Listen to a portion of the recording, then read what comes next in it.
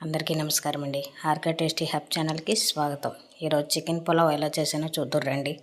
ముందుగా మిక్సీ గిన్నెలోకి పచ్చిమిర్చి, టొమాటో, ఉల్లిపాయ ముక్కలు, అందులోకి జీడిపప్పు, కొద్దిగా ఎండు కొబ్బరి తురుము వేసుకొని మిక్సీ పట్టుకోండి.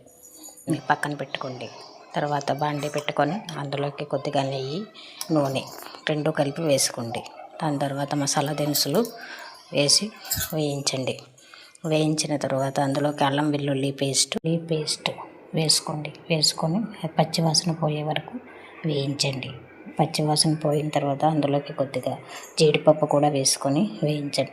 ముందుగా మిక్సీ పట్టుకున్న మిశ్రమం ఉంది కదా, అది కూడా వేసుకొని బాగా కలపండి. నూనె పైకి తేలేంత వరకు, పచ్చివాసన పోయే వరకు వేయించుకోండి.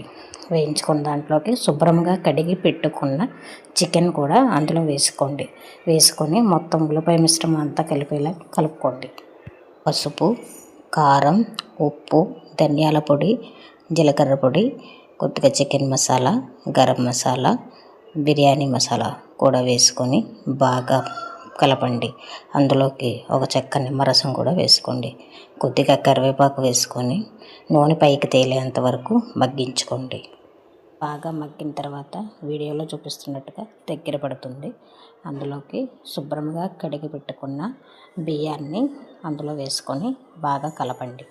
కలిపిన తర్వాత బియ్యం వేసుకొని బాగా కలుపుకోండి. మసాలా అంతా పడుతుంది.